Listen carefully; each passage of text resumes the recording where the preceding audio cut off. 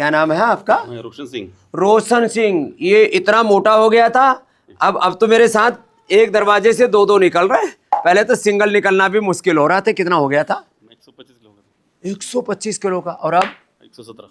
कितने दिन में? 5 दिन में। 5 दिन में 8 किलो वजन कम कर लिया। रोशन की जिंदगी तो रोशन हो गई। और मेरे को 6 महीने पहले प्रॉब्लम हो गई थी बाबूजी, लो प्रोटीन लीकेज हो रहा था। वो भी ठीक कर लिया। मैं आपका यूट्यूब पे देखा, रीनोग्रिट लो गिलोय गोखरो आंवले का काढ़ा भी ठीक हो गया। मैं वो गाड़ी पिया 2 टाइम, ला 15 दिन में आज रिपोर्ट चंगे निगेटिव हो गया तो। ओहो, ये भी देखो, ए भरत, देखो एक एक करके आज बढ़िया बढ़िया मॉडल निकाल रहा हूँ। इसका भी 5 दिन में मेरा 7.5 किलो। ये नाम भरत अग्रवाल, ये है मुंबई से। आजा। और इसने तो कमाल कर दिया। क्या नाम है?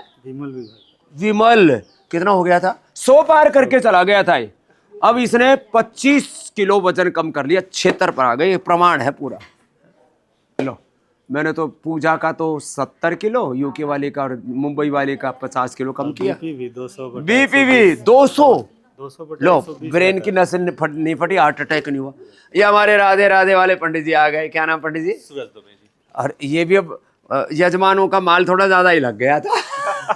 अभी बढ़िया बाबा जी। और पिताजी का इंसुलिन छूट गया। क्या नाम है? पंडित राजा राम दुबे। पंडित राजाराम दुबे आते समय साहब। दोनों टाइम इंसुलिन लगता था बाबा जी, पूरा छूट गया। और दूसरे दिन ही मुक्ति हो गए। अब यजमानों का भी को भी पुण्य दिया करो। और आप बोले भाई थोड़ा ही खाएंगे, गुरुजी ने कहा है।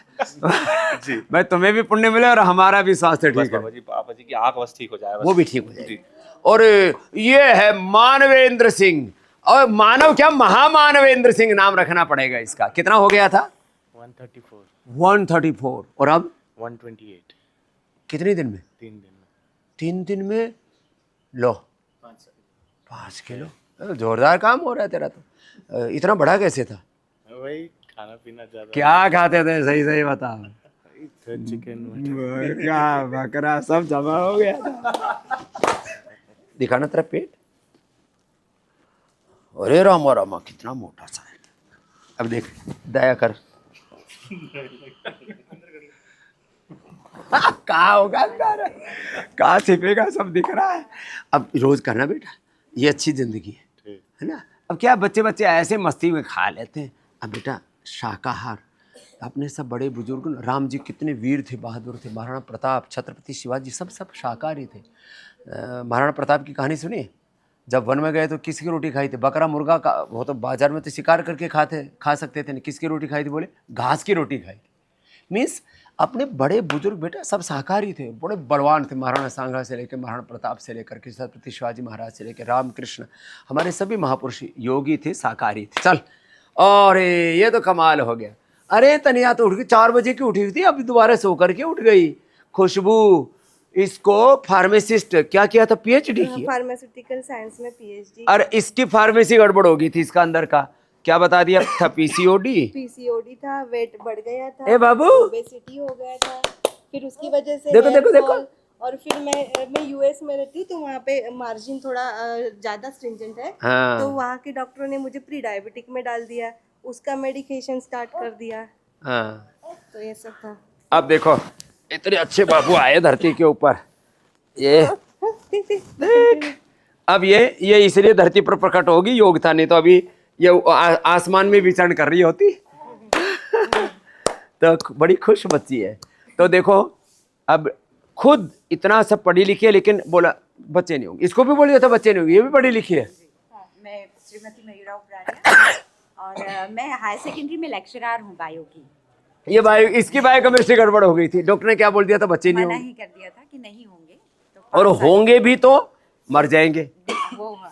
और अब कितने साल के बच्चे हो गए? अब मेरा 20 साल का एक बेटा है काव्य, जो आईआईटी कानपुर में है, 4th ईयर में है वो। लो अब और एक छोटा बच्चा है 17 साल का, वो और दोनों हेल्दी, बुरहानपुर में, और तीक्ष्ण बुद्धि। तो ये है योग की महिमा। योग से सब कुछ मिलेगा। योग ही कल्प वृक्ष की तरह है। और वैसे भी ये तो सब हमारे बच्चे, तो देखो इधर चारों तरफ कितना बढ़िया वातावरण है। इधर पीछे तिरंगा लहरा रहा है, इधर पेड़ पौधे चारों तरफ, यहाँ पर भी कितना आनंद मंगल वातावरण है। ऐसे योगग्राम निरामयम में आओ और मोटापा घटाओ। जिनको संतान सुख चाहिए, संतान सुख पाओ, आरोग्य पाओ। ये कितना पुराना गूलर का पेड़ है, इधर कितना पुराना पीपल का पेड़ है, आम का पेड़ है।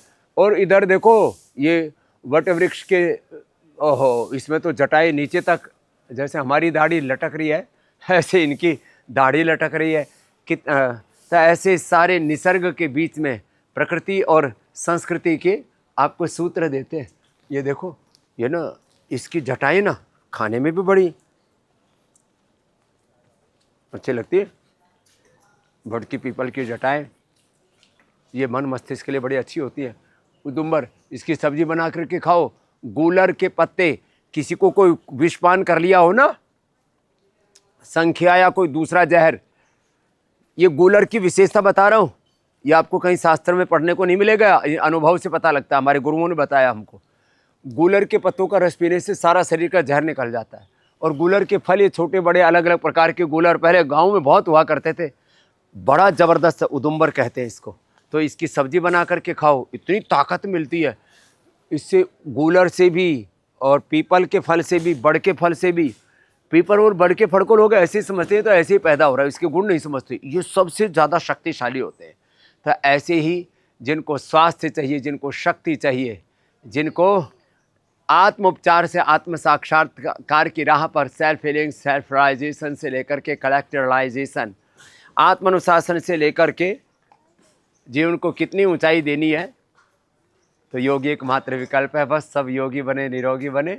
और हर दिन मेरे साथ आस्था पर भी जुड़े, इंडिया टीवी पर, फिर फेसबुक लाइव भी करता हूँ और सबको ये आह्वान करता हूँ, सारे देश दुनिया को अब तो योग आयुर्वेद स्वदेशी से जुड़ने की ज़रूरत है। क्योंकि जो आर्थिक लूट और गुलामी, दरिद्रता देश में छाई हुई है, शिक्षा के नाम पर गुलामी, चिकित्सा के नाम पर गुलामी, आर्थिक वैचारिक सांस्कृतिक गुलामी, ग्लानि और कुंठाओं से बाहर निकलेंगे योग के रास्ते पर चल करके, सनातन के रास्ते पर चल करके। सबको धन्यवाद, प्रणाम। भारत माता की